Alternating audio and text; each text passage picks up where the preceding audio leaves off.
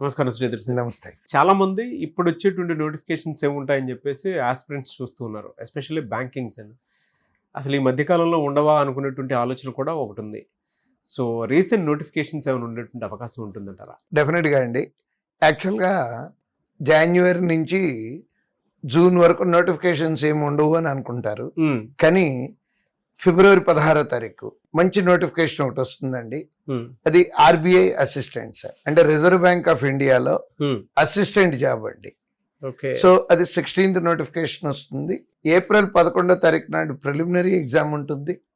June 9వ తారీఖు mains exam ఉంటుందండి. Okay, ఎలా ఉండబోతుంది సార్ అదే? అంటే చాలా మంది ఆర్బీఐ అనగానే కొంచెం వెనకడు వేసేటువంటి పరిస్థితి. అంటే అదేదో పెద్ద ఉద్యోగం అనుకుంటారు. యాక్చువల్గా బ్యాంకింగ్ సెక్టార్లో క్లరికల్ జాబ్లో బాగా తక్కువ స్టాండర్డ్ ఉండేటటువంటి పేపర్ అండి అది. అంత తక్కువ స్టాండర్డ్ లో ఉన్న పేపర్ మనం అసలు చూడను కూడా చూడం. అయినా కానీ అది ఏ రకంగా ఇబ్బందికరంగా ఫీల్ అవుతారో తెలుసుకోవచ్చు. ఎట్లా అంటే అన్ని క్లర్క్ ఎగ్జాముల్లోనూ కట్ ఆఫ్ మార్కులు మనకు వచ్చేటప్పటికి 60% నుంచి 80% వరకు ఉంటాయండి. ఓకే, బట్ ఆర్బీఐ వచ్చేటప్పటికి ఎస్పెషల్లీ 98.5 మార్క్స్ కట్ ఆఫ్ ఉన్న సందర్భాలు కూడా ఉన్నాయండి. అంటే 100 మార్క్స్కి 98.5, అంటే ఆ 98.5 కట్ ఆఫ్ అంటే మిగతా ఎగ్జామ్లు ఎక్కడ చూడమండి అసలు.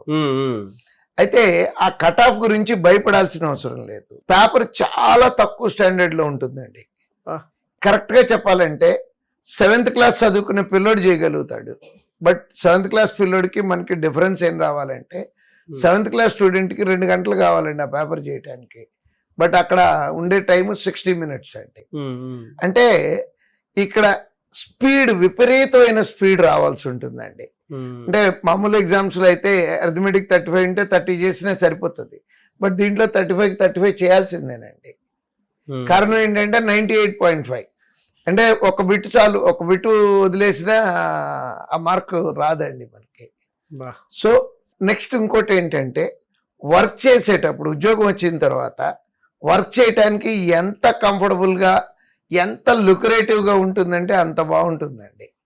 ఎలా సాలరీ, ఇప్పుడు ఫర్ ఎగ్జాంపుల్ హైదరాబాద్ జోనే అప్లై చేసి ఉద్యోగం తెచ్చుకున్నారు అనుకుందామండి. ఓకే, హైదరాబాద్ జోన్లో 2 చోట్ల ఉన్నాయండి ఆర్బీఐలు. వన్ ఈజ్ ఇన్ హైదరాబాద్, రీసెంట్గా విజయవాడలో స్టార్ట్ చేశారండి. అంటే అమరావతిలో చేయాలి, టైం బీయింగ్ విజయవాడలో స్టార్ట్ చేశారు. సో నేను హైదరాబాద్ బ్రాంచ్ గురించి మాట్లాడుకుందాము. హైదరాబాద్లో నగరం నడిబొడ్డున రిజర్వ్ బ్యాంక్ ఆఫ్ ఇండియా ఉంది. అవును, ఇంకా అక్కడ తప్పించి వేరే చోట లేదు. అంటే మనం రోజు ఆఫీస్కి సర్వీస్లో రిటైర్ అయ్యే వరకు మనం వెళ్ళాల్సిన ఆఫీసు ఏంటి అనేది మనకు తెలుసు. ప్రమోషన్ వద్దు అనుకుంటే లైఫ్ టైం అక్కడే పనిచేయచ్చు. రెండోది నగరం నడిబొడ్డున క్వార్టర్స్ ఉన్నాయండి. అవును, ఎంత అందమైన క్వార్టర్స్ అంటే, ఎంత కంఫర్టబుల్ క్వార్టర్స్ అంటే, ప్రమోషన్ వద్దు అనుకునేంత బాగుంటాయండి.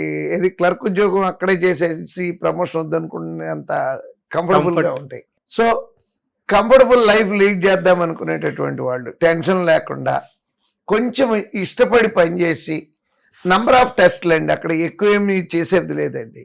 Practice practice practice practice, speed రావాలి. అంటే ఆ స్పీడ్ అంటే ఈజీ రావటం అంటామండి మేము.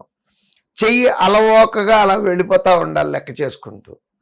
ఆ ఈజీ వచ్చే వరకు ప్రాక్టీస్ చేస్తే నిజంగా ఆర్బీఐ అసిస్టెంట్ జాబ్ అద్భుతమైనటువంటి జాబ్ అండి. ఓకే, సో రీసెంట్ నోటిఫికేషన్ అయితే అది రాబోతుందండి. ఫిబ్రవరి 16th వస్తుంది.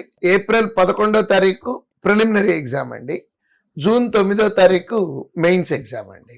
ఎలా సార్, మీ దగ్గర ప్రాక్టీస్ టెస్ట్ల కోసం అని చెప్పేసి ఎవరైనా అప్లై చేసుకోవచ్చా? మేము ఆల్రెడీ ఇవాళ 49th టెస్ట్ కండక్ట్ చేస్తున్నామండి. ఇది ఆల్రెడీ ఎక్స్పెక్టెడ్ నోటిఫికేషన్ అండి. మా పిల్లలకి ఆల్రెడీ చెప్పున్నాము.